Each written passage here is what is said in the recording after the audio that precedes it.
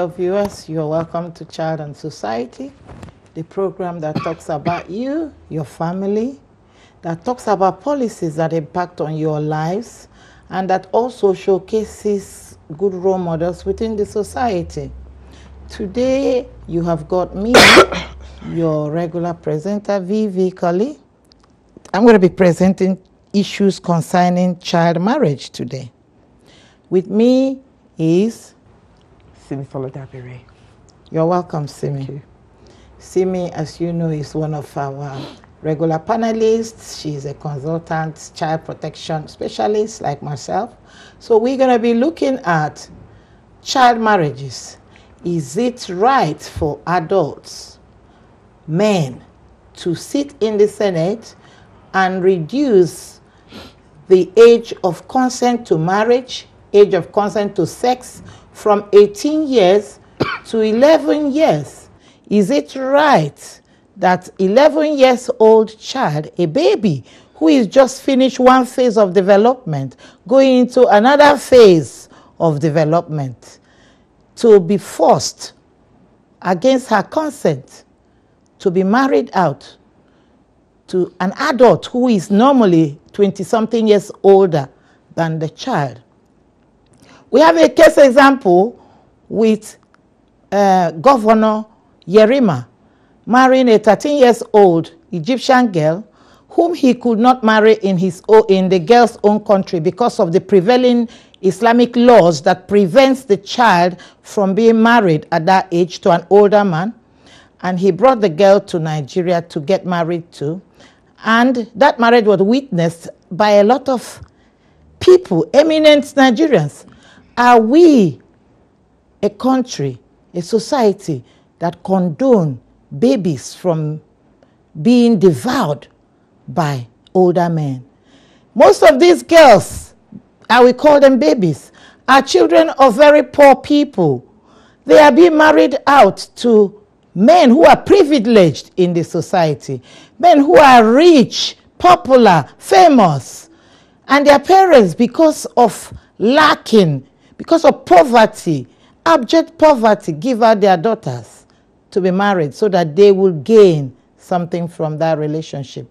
My brothers and sisters from Nigeria and other African countries, please, as we're talking about this, I would like you to tune in because these are very important issues.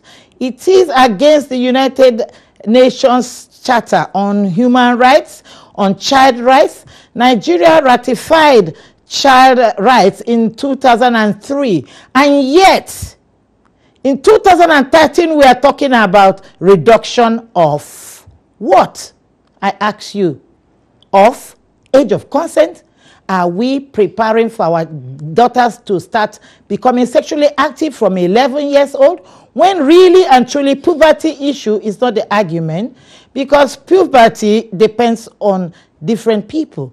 11-year-old may not even be ready to start seeing her menstruation. Sometimes they don't see menstruation till they are 15. I did not see my menstruation till I was 14. So would you say that I was ready for marriage at age 11? My brothers, my sisters, Nigerians, stand up. We are going to be talking about this issue right now because I'm really, really worried. And I know that these bills are now before our new president, President Buhari. Is he going to be happy for his own daughter to be married at 11? No, I don't think so. Therefore, we are calling upon him to look into this bill before he signs our children's right away to men who are ready to devour them. There are so many women out there, matured women who are married. Why can't they be married? Why go and look for our children who are virgins? Thank you, people. Over to you, my colleague. Let us talk about this. I think for me the main thing is about the consideration that is a child.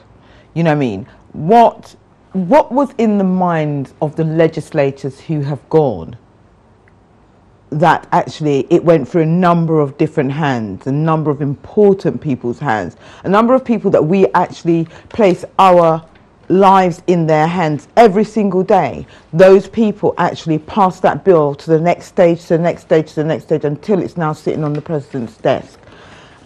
it makes me shudder to think about who is actually ruling us, or who was ruling us, or what consideration they had. The other part for me is about just the whole thing about us moving back in civilization. We have moved so forward in relation to women's rights, acknowledging the needs of the female child, acknowledging the growth of a female child, acknowledging the fact that a female child should go to school and become a doctor like a man become an engineer like a man become. But this bill is saying that female children are no better than a product, no better than something you can buy off the shelf. What is that saying to our female children? What is that saying to us women who have actually become independent women? Okay, Simi, yes, I hear what you are saying. But also it's about the world stage. Definitely. For those who do not know, chronologically and physiologically, girls are built in a certain way. For a child who is 11, being married out, it's a great responsibility for such child physiologically, because she's still growing. Her body is not fully formed.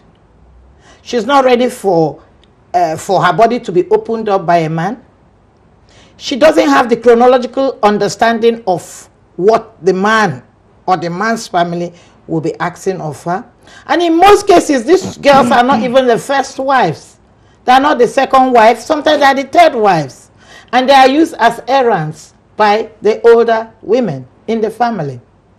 And they are not consented. They are not asked for their consent before they are asked to come and sleep with their so-called rich husband. Imagine it's like you sleeping with God, because the child sees you as a God, isn't it? Don't you think so? I think the child sees the person as somebody to be petrified of. Exactly. This adult man is about to get on top of this 11-year-old child.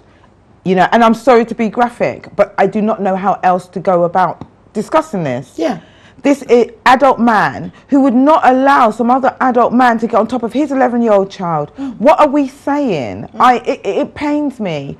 I think that there needs to be a wake-up for Nigerian women, Nigerian men, and the legislative. Yeah. I think that the country needs to come, and I know a lot of people are talking about it, and a lot of people are appalled about it. I've had discussions about it. But what are they doing? Well, that's just the thing. Because if that bill gets passed and it becomes law, we have moved backwards tenfold. To? Stone Age. Stone Age. Even during the Stone Age, I believe that when girls were besotted to a family or to a man in a family, they were protected. I know that because I remember, even, I'm not talking about Stone Age now, my mother was besotted when she was a little girl to a family that, you know, said, oh, this is a child, we're going to marry that child. It is done. But what we are talking about is not besotting. People are literally hungry for sexually involving 11-year-old in intercourse. That's what we are talking about. Men who are yearning for, they love, making love with a little girl is an abuse. They are pedophiles. Nigerians, I'm saying this, it's so graphic. I cannot pretend about it. It's looking for, it's yearning for young blood, for sex. Exactly. You have first wife, second wife, third wife, you marry a little girl. Let's go back to Yerima again. Yerima married a 13-year-old girl. Well, by the time she was about 17, he was ready to divorce her anyway, to marry another one. Who gave the right to these men to use our little girls, I'll call them angels, and then abandon them and reject them? Why should a child who has a great future be abandoned so soon in life because of you, an older man, because you want to meet your own needs, because you've got money to buy the love, because you've got money to buy the family? We are saying that we are really concerned. As child protection consultants in this field, we are really worried. And we are saying that Nigeria needs to stand up, wake up, women, legal profession in Nigeria, wake up, get up, and do something about this. Because all new political appointees, get up and do something about this, because we are really worried about what is going to be the fate of our children once this bill is signed by President Buhari, and we believe that he's not going to sign it. Because if something isn't done, we're going to have a generation of damaged young women. We're going to have a generation of damaged children that come from that abuse that that young person's experienced. We're going to have a whole level of young women who are not going to be able to function, who have no decent education, and who have been maltreated, and who are emotionally damaged. What kind of mothers are they going to make? Yeah. What kind of future partners are they going to make? A whole level of mental health we're looking at. Do we actually have enough money in the country? Do we have services for them? Exactly. We don't have services for them. In fact, who is representing these girls when they are abandoned by their so-called husbands? Well, they are little girls. Who is representing their needs? Nobody. They are just left for yet another person to pick them up. Yeah, and that's what's going to sometimes happen. their children are taken away from them. Yes. And the girls are left on their own to devise. What is that saying about how we respect our females, our female children, our young adolescents, etc.? What is that saying? It is absolutely painful to actually consider it. Okay. Now we're going to just take you back again to developmental issues. 11-year-old, 12-year-old, 13-year-old, they are still at the age where they are now beginning to know who they are. I am V. I need to have friends. I need to make friends. I need to interact with other people. I need to interact with my age mates. I need to learn how to be a young girl. I need to learn how to look after myself. I'm not of the age to begin to think about looking after a baby, because I'm still growing. But Nigerian senators, members of parliament, they have now passed. Would you say they have passed it? No, they haven't passed it. They haven't passed it. But they've deliberated upon it, and it's ready to be passed. They have actually, it's ready to be signed because they've agreed. And their argument was that Section 29 of the Constitution, Section 29(4)(4)(b) says that if you are a married woman, you're an adult. You are an adult. My brothers, my sisters, fellow Nigerians, you are not an adult because you are married. You're an adult because you have the ability to, you have grown up, you have explored life, you have passed 18, you have some kind of understanding what it is to make some kind of decisions. These children will never, ever, ever be able to make decisions for themselves. They don't make decisions, they don't consent to anything, they are just there to be used. Imagine the 13-year-old Egyptian has been used. By the time she got to age 17, an age of beginning to question things, she's been phased out of that relationship. Who is there to advocate for her? Nobody. Nobody. A child needs opportunity to develop chronologically, cognitively, in order that that child is able to discuss, to understand what is going on for the child. Marrying a little girl is pedophile tendencies. Marrying a little girl is an abuse. It's against United Nations Charter. One of the states, I think it's either Jigawa and Borno. Jigawa has, I think it's Jigawa, yes, Jigawa has actually come up with a refined form of law that kind of prohibits, it's not quite there, but they have actually devised a law. And Borno State are also looking at emulating Jigawa, just to agree that, yes, we need to look into this. Brothers, sisters, we all need to look into this. We do. We cannot close our eyes and allow the rich to be using our children to satisfy their sexual needs. Definitely. And after they satisfying their sexual needs, they leave our children, you know, for us or back to the society. Now, who picks up that problem? In Yemen, a 13-year-old girl who was married was, she died after 3 days of her marriage. The reason was that she was engaged in sexual intercourse with her so-called husband, and during which time she bled internally because she was not ready. She wasn't ready. She wasn't ready. Her body was saying, please, yes, what's happening? Yeah, she wasn't ready. You know, her body was saying, what is happening? What's happening? What is shock? Yeah, definite shock. She wasn't ready. She wasn't ready. Men, please, our daughters are not ready. They are not ready. Now, we know that there are psychological issues that impact on these children. We know there are social issues that impact on them. We know that there is issue of lack of education. I know some arguments about, oh, when they grow up, they go to school. When they grow up, they go to school, but they've had children all this time. Well, who is going to be caring for those children? I know who's going to pay their school fees? Yes, exactly. Who's going to pay their fees? Yes. And not only that, in Nigeria, we are already experiencing issues around child adolescent problem with children behaving badly. When you marry a little girl and perhaps you are about 20, 25 years older than that girl, perhaps you die suddenly, who looks after that child? Yes. The child becomes the responsibility of who? The family. We know that the families are not well equipped to look after children of other relatives. We know that the state has not even thought about what services we're going to put in place for these children.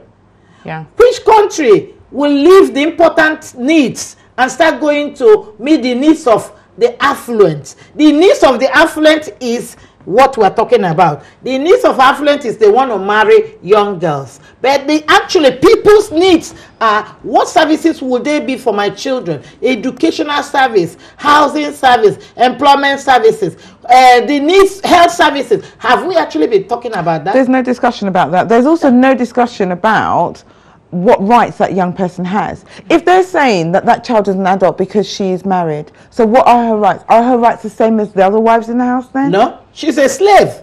So therefore, she's not an adult. They can't have it both ways. No. So therefore, this is a child who will then be left on her own, who will be a slave to everybody else, and who could be sold on in that case. Right. As a matured girl, if you have your husband, you know when you need sex and when you don't. Exactly. But with these little girls, they just call them, come to have sex because your master wants to have one. Exactly. And they make you become pregnant even though you don't want pregnancy that time. Even though your body can't carry the pregnancy. Yes. There have been a lot of issues, medical issues with a lot of girls who have suffered from vascular fistula, and I know that from research about over 200 girls or women in Nigeria are suffering from 2,000 girls in Nigeria are suffering from 200,000, sorry, are suffering from that element. And I know that there have been some girls who have been divorced because of that problem. And not only the fistula, they also have the problem where in their back passage they are unable to even hold to